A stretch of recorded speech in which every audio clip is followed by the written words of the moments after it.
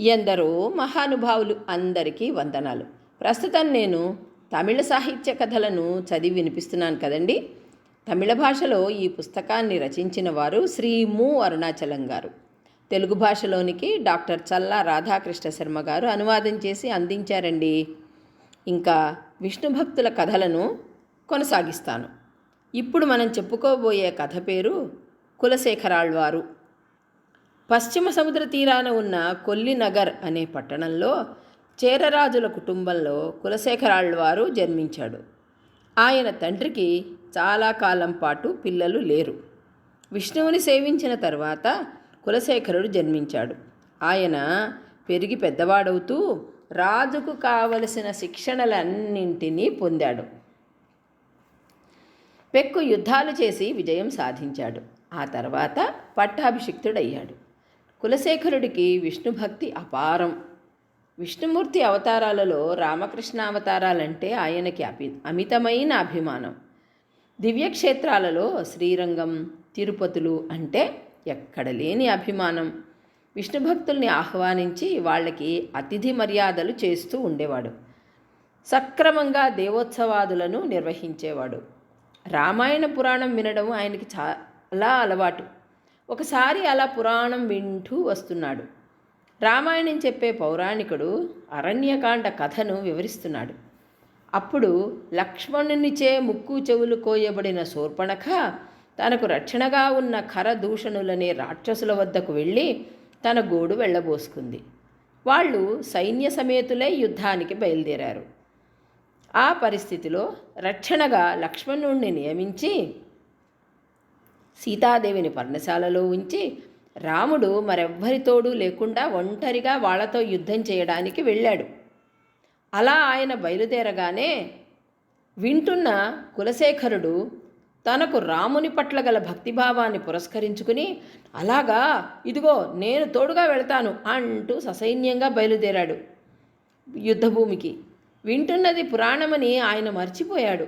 ఆయన్ని నిరోధించే నేర్పు తెలియక అందరూ తికమక పొందారు.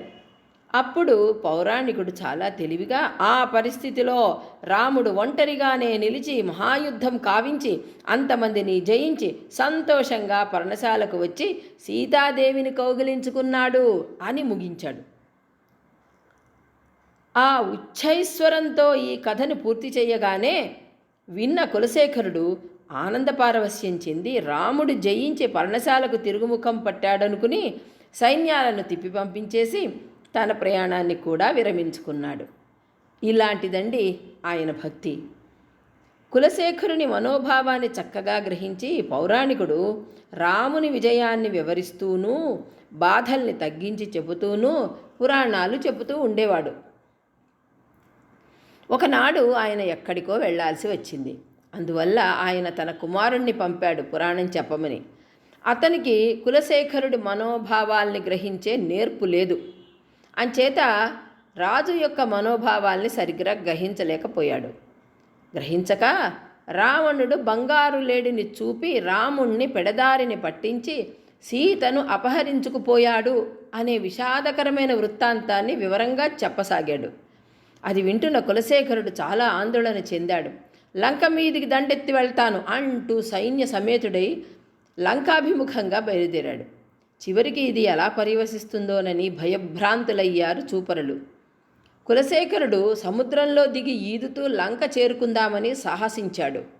కంఠం లోతుదాకా వెళ్ళాడు. ఇంకా ముందుకి ఆయన వెళ్ళకూడదనుకున్నాడు పరమాత్ముడు. వెంటనే సీతాలక్ష్మణ సమేతుడైన రాముని దివ్యాకృతిలో విష్ణువు ఆయన ముందు సాక్షాత్కరించి రావణ వధానంతరం సీతాదేవిని చెర నుంచి విడిపించిన విషయాన్ని స్వయంగా వివరించి ఆయన్ని తిరిగి పొమ్మని చెప్పి అదృశ్యుడయ్యాడు. అనంతరం కులశేఖరుడు శ్రీరంగం వెళ్ళి అక్కడే ఉండి పరమాత్ముని కళ్ళారా చూస్తూ ఆయన దివ్యాకృతిని అనుభవిస్తూ కాలక్షేపం చేయాలని ఆశించాడు. అది తెలుసుకున్న మంత్రులు, ఇతర ప్రముఖులు ఆయన కనుక శ్రీరంగం వెళితే మళ్ళీ అక్కడి నుండి తిరిగిరాడని గ్రహించి ఒక తంత్రం పన్నాడు. భాగవతోత్తములు చాలామందిని రప్పించి ఎన్ని రోజులు విష్ణువుని దర్శించినా అది విష్ణు భక్తుల్ని పూజించిన పుణ్యానికి సాటిరాదని వారి చేత చెప్పించాడు. తదనంతరం ఆయన భాగవత సమారాధనలో నిమగ్నుడైనాడు. అలా చాలా కాలం గడిచింది.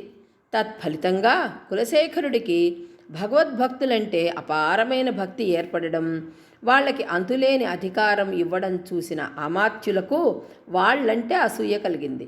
భగవద్భక్తుల మీద రాజుకి అసహ్యం కలిగేలాగా ఒక ఉపాయాన్ని, ఒక మంత్రాంగాన్ని చేశారు మంత్రులు.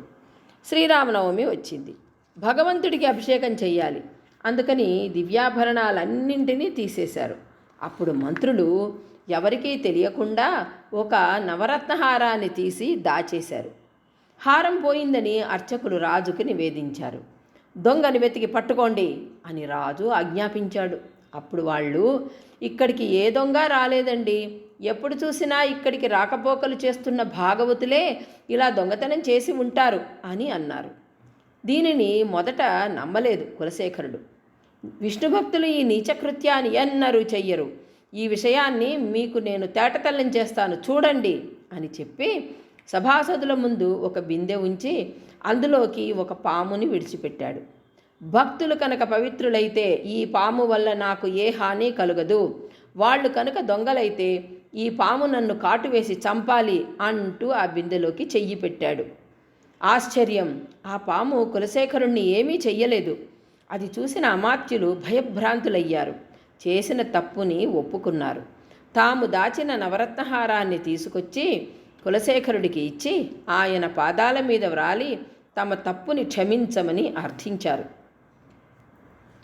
మంత్రులు భక్తుల్ని కొలవడమే వాళ్ళు చేసిన ఘోరాపరాధానికి తగిన ప్రాయశ్చిత్తమని వాళ్ళని మన్నించాడు రాజు. కొంతకాలం గడిచిన తర్వాత కులశేఖరుడికి రాజ్యం అంటే విరక్తి కలిగింది. అప్పుడు కొడుకుని పట్టాభిషిక్తుణ్ణి చేసి ఆయన శ్రీరంగం వెళ్ళాడు. అక్కడ ఇతర తిరుపతులలోనూ విష్ణుమూర్తిని సేవించి పిమ్మట పరమపదాన్ని చేరుకున్నాడు. పెక్కు క్షేత్రాలలో కులశేఖరాళ్వారు చవి చక్కనగలిగిన హృదయాన్ని స్పందింపజేసే పాసురాలను పాడాడు. ఇవి 105 పాసురాలు. ఇవి విష్ణుభక్తులు కనుక వేదమని భావించే, తమిళ వేదమని భావించే మొదటి 1000 అనే భాగంలో చేర్చబడ్డాయి. గానానుకూలమైన పాసురాలు ఇవి. వాటిలో ఉత్తమమైనది ఒకటి శ్రీ వెంకటేశ్వరుని మీద పాడబడింది. నా ప్రభుని బంగారు మల మీద ఏదేని నేనప్పుడు అని మొదలయ్యే పాసురం ఎంతో గొప్పది. రాముడి మీద జోలపాటగా పాడిన మరో పదిగం అతి సుందరమైన రాగాలలో ఒకటి. కులశేఖరుడు ఒక గొప్ప విష్ణుభక్తుడిగా భాషించి పరమాత్మునిలో అంత్యకాలంలో లీనమైపోయాడు. ఇదండి కులశేఖరాళ్వారు గారి కథ. తిరిగి తరువాయి భాగంలో కలుసుకుందాం మరొక కథలో. అంతవరకు సెలవు. మీకు గనక తమిళ సాహిత్య కథలు నచ్చితే లైక్ చేయండి, షేర్ చేయండి, సబ్స్క్రైబ్ చేసుకుని మరింతగా ప్రోత్సహించండి. ఉంటానండి. నమస్కారం.